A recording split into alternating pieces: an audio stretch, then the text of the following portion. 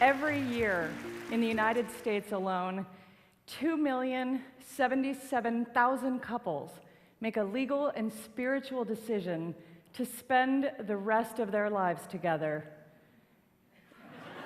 and not to have sex with anyone else, ever. He buys a ring, she buys a dress. They go shopping for all sorts of things. She takes him to Arthur Murray for ballroom dancing lessons. And the big day comes, and they'll stand before God and family and some guy her dad once did business with, and they'll vow that nothing, not abject poverty, not life-threatening illness, not complete and utter misery will ever put the tiniest damper on their eternal love and devotion. These optimistic young bastards promise to honor and cherish each other through hot flashes and midlife crises and a cumulative 50-pound weight gain until that far-off day when one of them is finally able to rest in peace. You know, because they can't hear the snoring anymore. And then they'll get stupid drunk and smash cake in each other's faces and do the Macarena, and we'll be there, showering them with towels and toasters and drinking their free booze and throwing birdseed at them every single time, even though we know, statistically, half of them will be divorced within a decade. Of course, the other half won't, right? They'll keep forgetting anniversaries and arguing about where to spend holidays and debating which way the toilet paper should come off of the roll. And some of them will even still be enjoying each other's company when neither of them can chew solid food anymore. And researchers want to know why. I mean, look, it doesn't take a double-blind, placebo-controlled study to figure out what makes a marriage not work, right? Disrespect, boredom, too much time on Facebook, having sex with other people. But you can have the exact opposite of all of those things: respect, excitement, a broken internet connection, mind-numbing monogamy. And the thing still can go to hell in a handbasket. So, what's going on when it doesn't? What do the folks who make it all the way to side-by-side burial plots have in common? What are they doing right? What can we learn from them? And if you're still happily sleeping solo, why should you stop what you're doing and make it your life's work to find that one special person that you can annoy for the rest of your life? Well, researchers spend billions of your tax dollars trying to figure that out. They stalk blissful couples and they study their every move and mannerism, and they try to pinpoint what it is that sets them apart from their miserable neighbors and friends. And it turns out the success stories share a few similarities, actually beyond they don't have sex with other people. For instance, in the happiest marriages, the wife is thinner and better looking than the husband. It's obvious this leads, right? It's obvious that this leads to marital bliss because women, we care a great deal about being thin and good looking, whereas men mostly care about sex. Ideally, with women who are thinner and better looking than they are. The beauty of this research, though, is that no one is suggesting that women have to be thin to be happy. We just have to be thinner than our partners. So instead of all that laborious dieting and exercising, we just need to wait for them to get fat. Maybe bake a few pies. This is good information to have, and it's not that complicated. Research also suggests that the happiest couples are the ones that focus on the positives, right? For example, the happy wife, instead of pointing out her husband's growing gut or suggesting he go for a run, she might say, "Wow, honey, thank you for going out of your way to make me relatively thinner."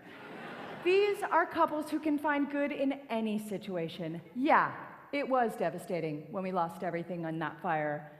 But it's kind of nice sleeping out here under the stars.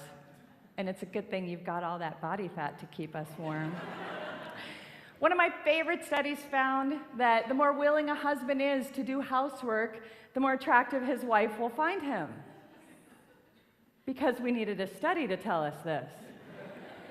But here's what's going on here. The more attractive she finds him, the more sex they have. The more sex they have, the nicer he is to her. The nicer he is to her, the less she nags him about leaving wet towels on the bed, and ultimately, they live happily ever after. In other words, men, you might want to pick it up a notch in the domestic department. Here's an interesting one. One study found that people who smile in childhood photographs are less likely to get a divorce. This is an actual study, and let me clarify. The researchers were not looking at documented self-reports of childhood happiness or even studying old journals. The data were based entirely on whether people looked happy in these early pictures.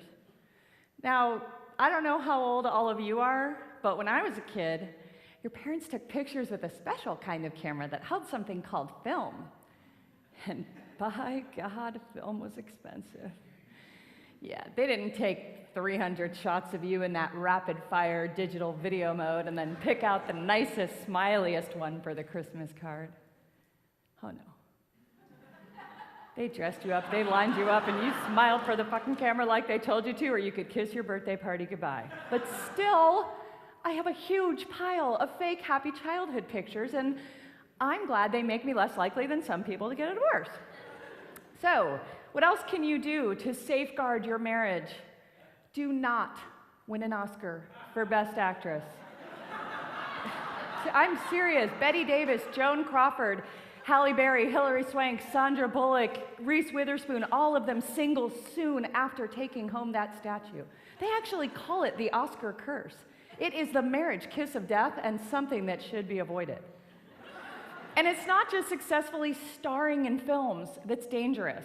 It turns out merely watching a romantic comedy causes relationship satisfaction to plummet. Apparently, the bitter realization that maybe it could happen to us, but it obviously hasn't, and it probably never will, makes our lives seem unbearably grim in comparison. And theoretically, I suppose if we opt for a film where someone gets brutally murdered or dies in a fiery car crash, we are more likely to walk out of that theater feeling like we've got it pretty good, right? Drinking alcohol, it seems, bad for your marriage. Yeah. I can't tell you any more about that one because I stopped reading it at the headline. But here's a scary one. Divorce is contagious. That's right. When you have a close couple friend split up, it increases your chances of getting a divorce by 75%. Now, I have to say I don't get this one at all. My husband and I have watched quite a few friends divide their assets and then struggle with being our age and single in an age of sexting and Viagra and eHarmony, and I'm thinking they've done more for my marriage than a lifetime of therapy ever could. So now, you may be wondering, why does anyone get married ever? Well, the US federal government counts more than 1,000 legal benefits to being someone's spouse. A list that includes visitation rights in jail, but hopefully you'll never need that one. But beyond the profound federal perks, married people make more money. We're healthier physically and emotionally. We produce happier, more stable, and more successful kids. We have more sex than our supposedly swinging single friends, believe it or not. We even live longer, which is a pretty compelling argument for marrying someone you like a lot in the first place. Now, if you're not currently experiencing the joy of the joint tax return, I can't tell you how to find a chore-loving person of the approximately ideal size and attractiveness who prefers horror movies and doesn't have a lot of friends hovering on the brink of divorce. But I can only encourage you to try, because the benefits, as I've pointed out, are significant. The bottom line is, whether you're in it or you're searching for it, I believe marriage is an institution worth pursuing and protecting. So I hope you'll use the information I've given you today to weigh your personal strengths against your own risk factors. For instance, in my marriage, I'd say I'm doing okay. On the one hand, I have a husband who's annoyingly lean and incredibly handsome, so I'm obviously going to need to fatten him up. And like I said, we have those divorced friends who may secretly or subconsciously be trying to break us up, so we have to keep an eye on that. And we do like a cocktail or two. On the other hand, I have the fake happy picture thing.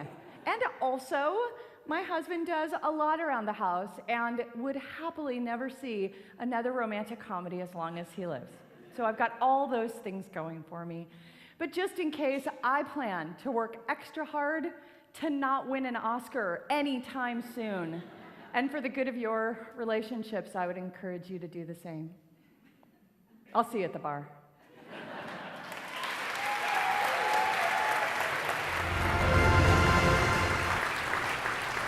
£571,230,000 of paper towels are used by Americans every year.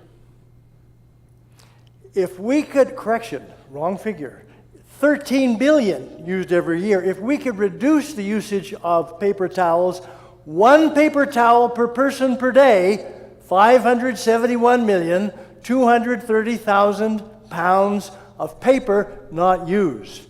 We could do that. Now, there are all kinds of paper towel dispensers. There's the trifold. People typically take 2 or 3. There's the one that cuts it that you have to tear off. People go 1, 2, 3, 4, tear. This much, right? There's the one that cuts itself. People go 1, 2, 3, 4.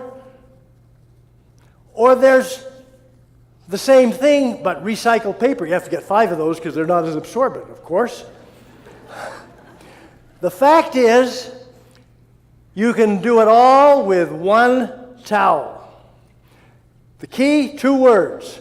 This half of the room, your word is shake. Let's hear it. Shake. Louder. Shake. Your word is fold. Fold. Again. Fold. Really loud. Shake. Fold. Okay. Wet hands. Shake. 1, 2, 3, 4, 5, 6, 7, 8, 9, 10, 11, 12.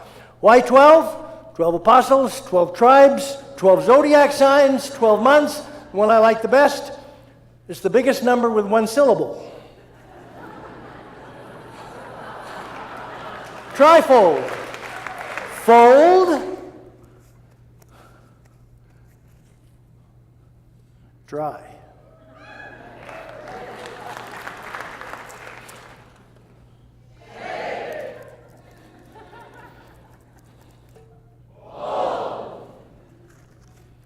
Cuts itself. Fold. The fold is important because it allows interstitial suspension.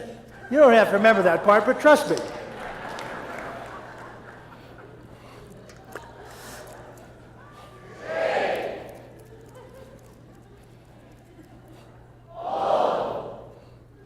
Cuts itself. You know, the funny thing is, I get my hands drier than people do with 3 or 4 because they can't get in between the cracks. If you think this isn't as good,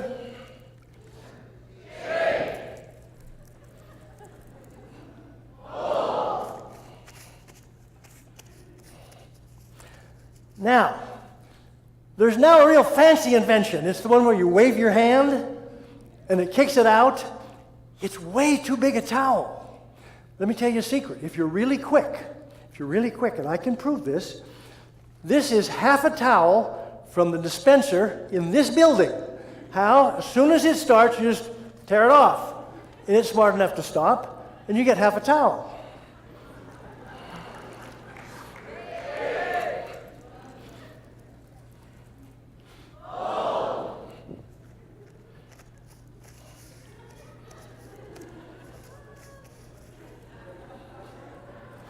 Now let's all say it together.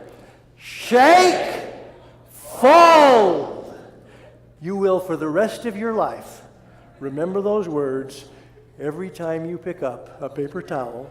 And remember, One towel per person for 1 year, 571,230,000 pounds of paper. No small thing. And next year, toilet paper.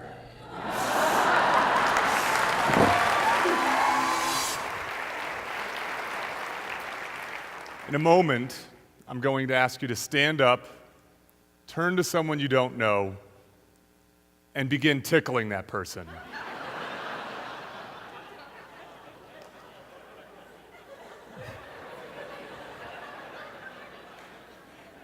Although some of you may find this request slightly terrifying, many of you are clearly amused. If this is funny, it begs the question, what makes things funny? And answering that question is important for a few reasons. Humor is pervasive. People of all ages and cultures experience humor on a daily basis. Humor influences your choices, from the movies and television you watch to the people you date and mate. And humor, that's true. And humor is beneficial. It makes you happy, and it helps you cope with pain, stress, and adversity. Although answering the question of what makes things funny is important, it's not why I'm here today. Let me explain. A few years ago, I was giving a talk about moral violations, and I was making the case that moral violations cause anger and disgust. And I was motivating that case with an example, a news story about a church that was raffling off an H2 Hummer SUV to a lucky member of the congregation. But instead of groans, I got laughs. And an astute member of the audience raised her hand. She said, "Pete, you said that moral violations cause disgust, and yet we're laughing. Why?" I wanted to answer the question of what makes things funny because I didn't know the answer to the question, what makes things funny? E.B. White says, analyzing humor is like dissecting a frog. Few people are interested, and the frog dies of it. Nonetheless, for this purpose, I created the Humor Research Lab, or HURL.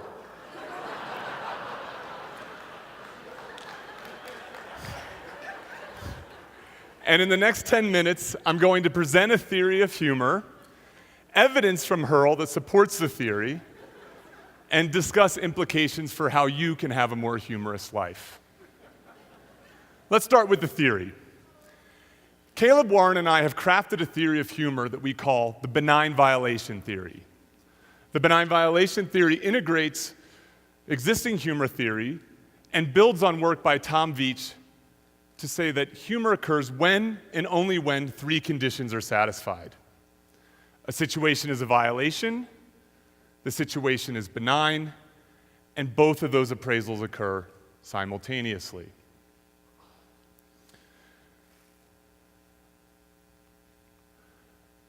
Violations are anything that threatens the way you believe the world ought to be. Simply put, something seems wrong. Violations take many forms, ranging from violations of social norms, such as a TED speaker asking people to touch each other, to violations of moral norms, such as Keith Richards' claim that he snorted, among many other things, his dead father's ashes. There's many ways to make a violation benign. We've studied 3. One way you make a violation benign is to not be strongly committed to the violated norm. This explains why a bunch of non-religious academics may laugh about a church giving away a Hummer SUV. Another way that a violation can be benign is if it's psychologically distant, such as if it occurs to someone else, happened a long time ago, or just doesn't seem real. Yet another way that a violation can seem benign is if there's some alternative explanation that somehow makes the violation okay, as occurs in the case of play fighting and tickling. The benign violation theory predicts that primates laugh when play fighting or tickling because both are mock attacks or threatening situations that also seem harmless. The theory also explains, in addition to what is funny, explains what is not funny and distinguishes between the two meanings of the term not funny. Situations that are purely benign are not funny. There's no threat there, and explains why you can't tickle yourself. You can try it. It doesn't work. Situations that are pure violations, or what we call malign violations, are also not funny. So that creepy guy who's kind of sitting close to you, who looks pretty eager to tickle you, there's nothing okay about that situation.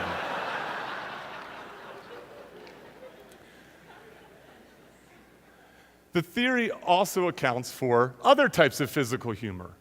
Walking down a flight of stairs, no violation, not funny. Falling down a flight of stairs, but being unhurt, benign violation, funny. Falling down that flight of stairs and being badly hurt, malign violation, not funny. Unless it happens to someone else. The theory also explains why the nerds among us laugh at puns, violations of linguistic norms that also seem okay. How do you make this not funny? Well, you can remove the violation. You can also make it funny by removing the thing that makes it okay. This attempt is just confusing. Let's try another one just for fun. I saw this one on a t-shirt in Las Vegas recently.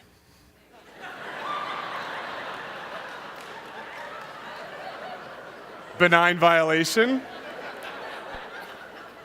How do you make it not funny? Well, you could just remove the violation, move the is down. How do you make it a malign violation? You really want me to do this?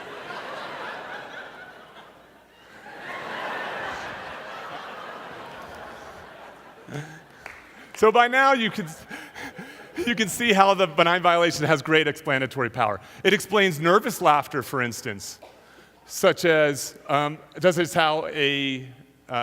tickling, you may laugh, but it's unwanted. Because a violation is a necessary condition for humor, you may experience a negative emotion in addition to your amusement. We've studied this in Hurl with benign moral violations, such as when someone's treated unfairly but probably deserves it.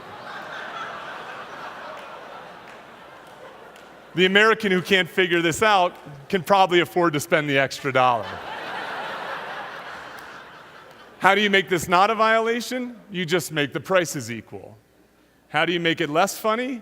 Well, you target the less affluent group. Our participants endorse more negative emotions and less amusement in this condition, don't worry. So you probably can see how both what is funny and what is not funny is explained by the benign violation theory. Let's turn our attention to how to live a more humorous life. The theory indicates that you should pay attention to your audience, and it suggests that everybody has a good sense of humor under the right circumstances.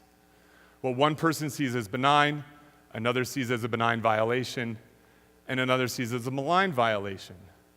These folks won't laugh at your pedophile joke. Yeah, I was worried about that one. You should also consider the situation. Is the situation a violation? Then try to make it more benign.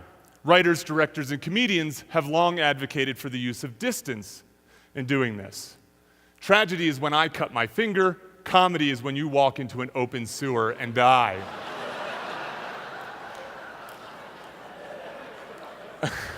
Our participants endorse this idea. They say that a friend falling into an open sewer is less funny than a stranger. They also find this violation funnier when perceived from a far distance than a close distance.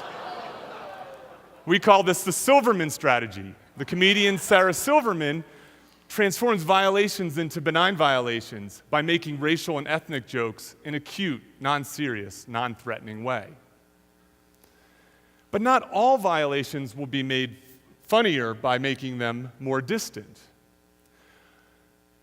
Although Mark Twain said that humor is tragedy plus time, no one says humor is a mild misstep plus time.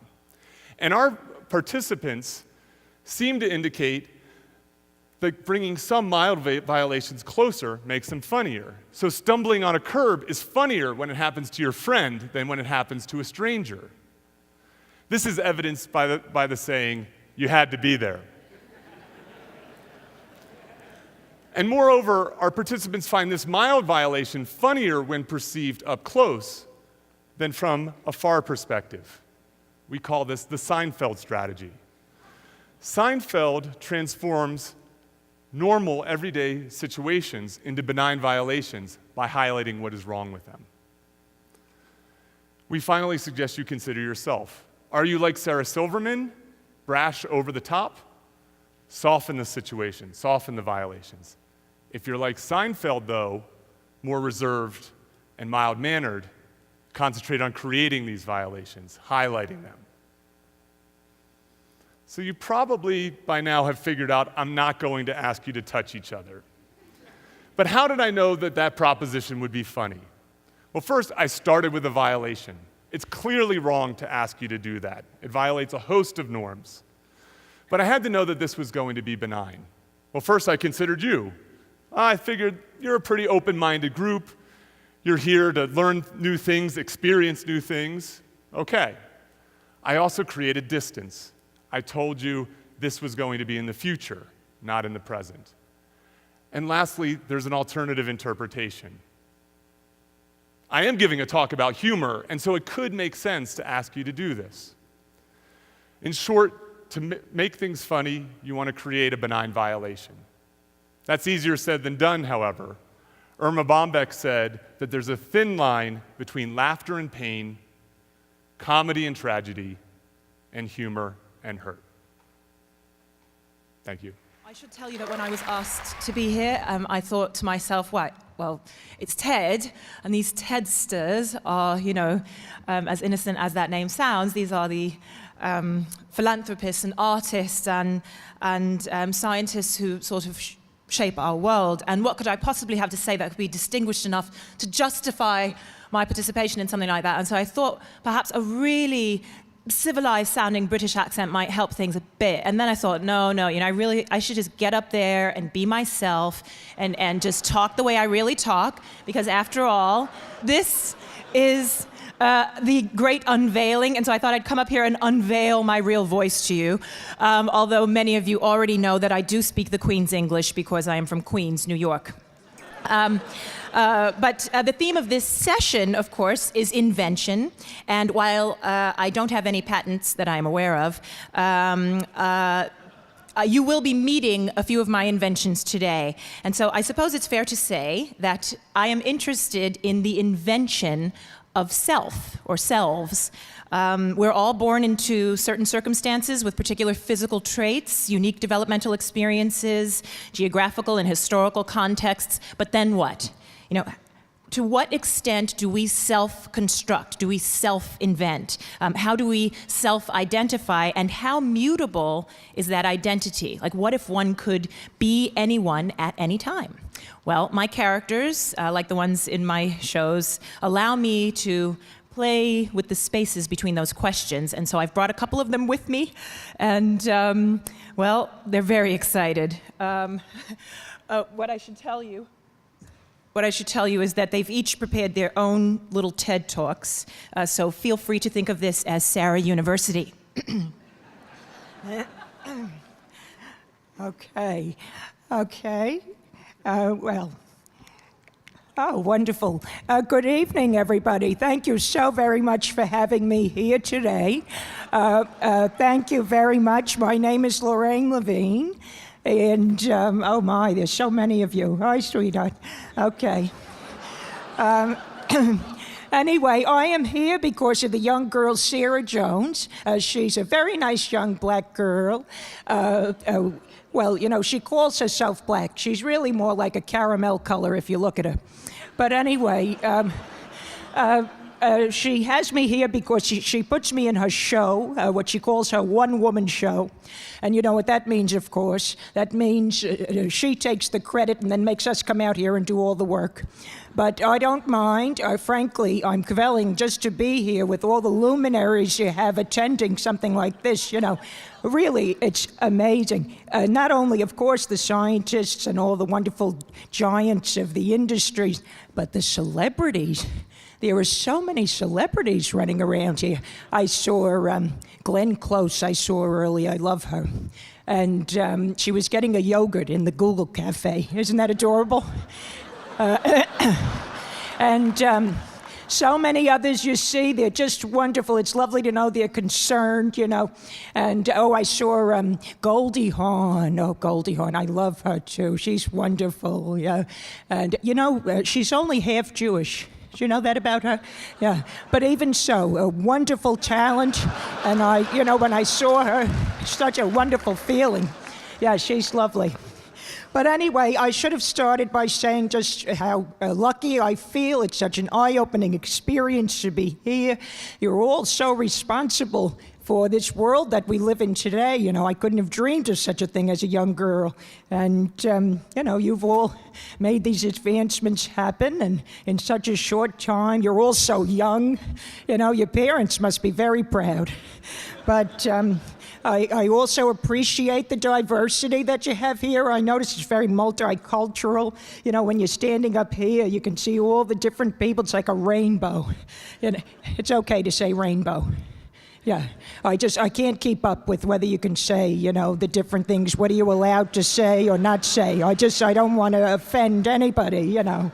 But anyway, you know, I just think that to be here with all of you accomplished young people, literally, some of you, the architects building our brighter future, it's heartening to me. Even though, quite frankly, some of your presentations are horrifying, absolutely horrifying. It's true. It's true. You know, between the environmental degradation and the crashing of the world markets you're talking about, and of course we know it's all because of well, I don't know how else to say it to you, so I'll just say it my way. The Gnavische Stickler coming from the governments and the bankers and the Wall Street, you know it. Anyway. The point is, I'm happy somebody has practical ideas to get us out of this mess, so I salute each of you in your stellar achievements. Thank you for all that you do, and congratulations on, being such big machers that you've become Tedmeisters. So happy continued success. Congratulations. Mazel tov. Mwah.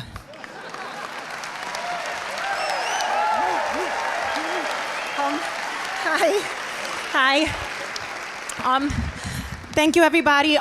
Sorry, this is such a wonderful opportunity and everything to be here right now. My name is Nareda, and I'm so thrilled to be part of your TED conference that you're doing and everything like that. And I am Dominican American. Actually, you could say I grew up in the capital of Dominican Republic, otherwise known as Washington Heights in New York City. But I don't know if there's any other Dominican people here, but I know that Juan Enriquez, he was here yesterday, and I think he's Mexican, so that's close enough for me right now. So, I'm sorry. I'm just trying not to be nervous because this is a very wonderful experience for me and everything. And I'm not used to doing the public speaking. And whenever I get nervous, I start to talk really fast. Nobody can understand nothing I'm saying, which is very frustrating for me, as you can imagine. I usually have to just try to calm down and take a deep breath. But then on top of that, Sarah Jones told me we only have 18 minutes. So then I'm like, should I be nervous? Because maybe it's better. And then I'm just trying not to panic and freak out. So I take a deep breath. Okay, sorry. So anyway, what I was trying to say is that I really love TED. I love everything about this. It's amazing. I can't get over this right now. And people would not believe, seriously, where I'm from, that this even exists. I love the name, the TED. I know it's a real person and everything, but I'm just saying that I think it's very cool how it's also an acronym, which is it's very high concept and everything like that. I like that. And actually, I can relate to the whole acronym thing and everything because actually I'm a sophomore in college right now. And at my school, actually I was part of co-founding an organization, which is a leadership thing, you guys, you would really like it and everything. And The organization is called The Bomb, and the bomb, not like what you guys can build and everything. It's like the bomb, it means like Dominican, it's an acronym, Dominican American Benevolent Organization for Mothers and Babies. So, and I know, see, like the name is like a little bit long, but with the war on terror and everything, the Dean of Student Activities has asked us to stop saying the bomb, use the whole thing so nobody would get the wrong idea, whatever. So basically like what Dominican American Benevolent Organization for Mothers and Babies does is basically we try to advocate for students who show a lot of academic promise and who also happen to be mothers like me. I am a working mother and I also go to school full time. And you know, it's so important to have like role models out there. I mean, I know sometimes our lifestyles are very different, whatever, but like even at my job, like I just got promoted. Right now, it's very exciting actually for me because I'm the junior assistant to the associate director under the senior vice president for business development. That's my new title. But I think whether you own your own company or you're just starting out like me, like something like this is so vital for people to just continue expanding their minds and learning. And if everybody, like all people really had access to that, it would be a very different world out there, as I know you know.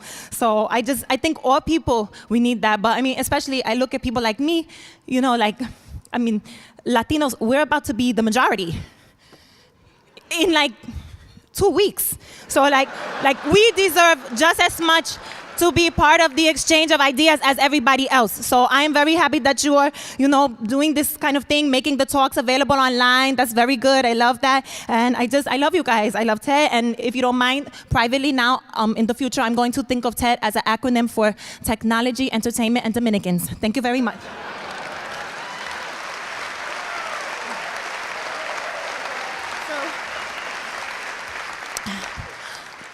So that was Nareda, and just like Lorraine and everybody else you're meeting today, these are folks who are based on real people from my real life. Friends, neighbors, family members. I come from a multicultural family. In fact, the older lady you just met, very, very loosely based on a great aunt on my mother's side. It's a long story, believe me. But on top of my family background, my parents also sent me to the United Nations School, where I encountered a plethora of new characters, including, par exemple, my French teacher, okay? Well, you know, it was beginner French that I am taking with her, you know, and it was Madame Besson, you know, she was very, c'était comment dit-on? It was like, you know, she was there in the class, you know, she was kind of typically French, you know, she was very chic, but also she was very filled with ennui, you know, and she would be there, you know, kind of talking with the class, you know, talking about the, you know, the existential futility of life, you know, and we were only 11 years old, so it was not appropriate. But, und ich habe auch Deutsch gelernt, 3 Jahre. Yes, I took German for 3 years, naturally, jawohl. And it was quite the experience because I was the only black girl in the class, even in the UN school. Although, you know, it was wonderful. The teacher, Herr Stab, he never discriminated, never. He always treated each of us, you know, equally unbearably during the class. So there were the teachers, and then there were my friends, classmates from everywhere, many of whom are still dear friends to this day, and they've inspired many characters as well. For example, a friend of mine. Well, I just wanted to quickly say good evening. My name is Praveen Mandvi, and thank you very much for this opportunity. Of course, TED, the reputation precedes itself all over the world. You know, I am originally from India, and I wanted to start by telling you that when Sarah Jones told me that we will be having the opportunity to come here to TED in California, originally I was very pleased and frankly relieved because, you know, I am a human rights advocate. And usually my work, it takes me to Washington, D.C., and there I must attend these meetings, mingling with some tiresome politicians, trying to make me feel comfortable by telling how often they are eating the curry in Georgetown. So you can just imagine, right? So, but I'm thrilled to be joining all of you here. I wish we had more time together, but that's for another time, okay? Great.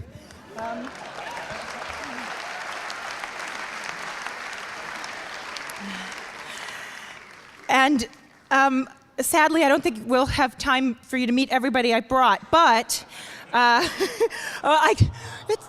trying to behave myself. It's my first time here. But I do want to introduce you to a couple of folks you may recognize if you saw Bridge and Tunnel. Thank you. Good evening. My name is Pauline Ning, and first I want to tell you that I'm a member of the Chinese community in New York. But when Sarah Jones asked me to please come to TED, I said, well, first, I don't know that, before 2 years ago, you will not find me in front of an audience of people, much less like this, because I did not like to give speeches because I feel that as an immigrant, I do not have good English skills for speaking. But then I decided, just like Governor Arnold Schwarzenegger, I try anyway.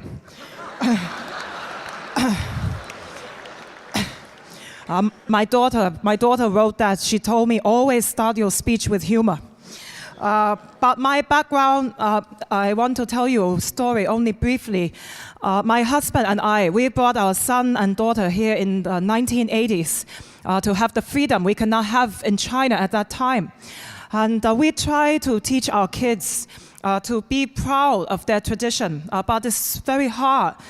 As an immigrant, I will speak Chinese to them, and they will always answer me back in English. They love rock music and pop culture, American culture. But when they got older, when the time comes for them to start thinking about getting married, that's when we expect them to realize a little bit more their own culture. But that's where we had some problems.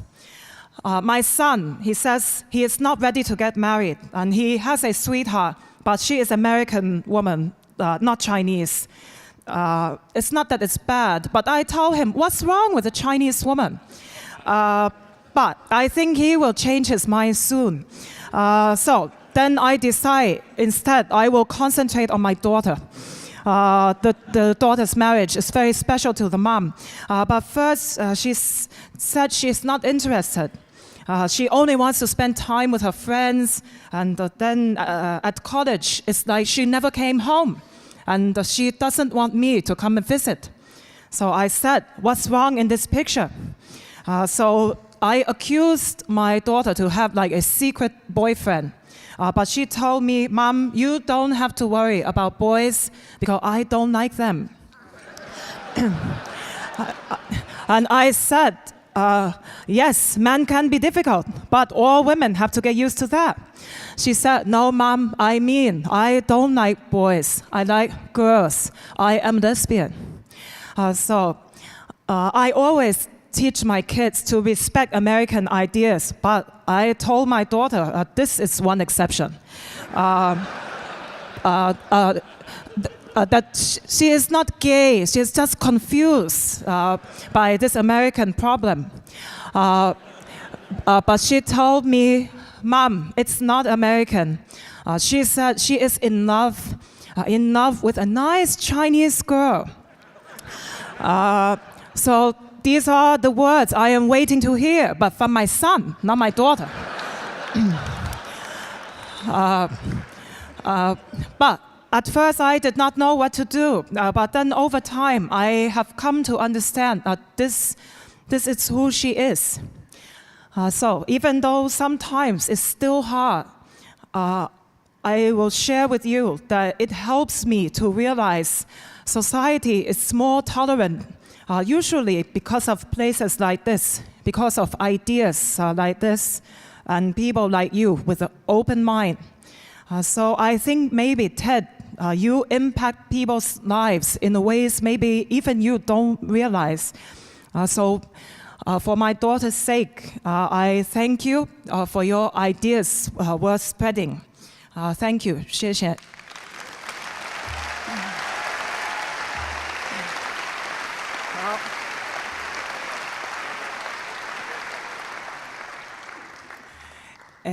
Good evening. My name is Habiba Rahal, and I would like to, first of all, thank Sarah Jones for putting all of the pressure on the only Arab who she brought with her to be last today. I am originally from Jordan, and I teach comparative literature at Queens College. It is not Harvard, but I feel a bit like a fish out of water, but I am very proud of my students, and I see that a few of them did make it here to the conference, so you will get the extra credit, I promised you. But while I know that I may not look like the typical Tedesden, as you would say, I do like to make the point that we in global society, we are never as different as the appearances may suggest. So if you will indulge me, I will share quickly with you a bit of verse which I memorized as a young girl, 16 years of age, so back in the ancient times. أرجوك تقولي إنك بتخليني أمسك إيدك، خليني أحط إيدي في إيدك، عايزة أمسك إيدك، كل ما ألمس إيدك بفرح قلبي، شو أنا فرحانة، مش قادر أخبي حبي، مش قادر أخبيه، مش قادر أخبي حبي. And this, it roughly translates, please let me hold your hand. I want to hold your hand. I want to hold your hand. And when I touch you, I feel happy inside. It's such a feeling that my love, I can't hide. I can't hide. I can't hide. Well, so, okay, but please, if it is sounding familiar, it is because I was at the same time in my life listening to the Beatles on the Radio Ramallah. They were very popular. So all of that is to say that I like to believe that for every word intended to render us deaf to one another, there is always a lyric connecting ears and hearts across the continents in rhyme. And I pray that this is the way that we will self-invent in time. That's all.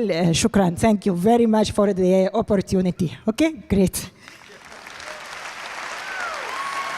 Thank you all very much. It was lovely. Thank you for having me.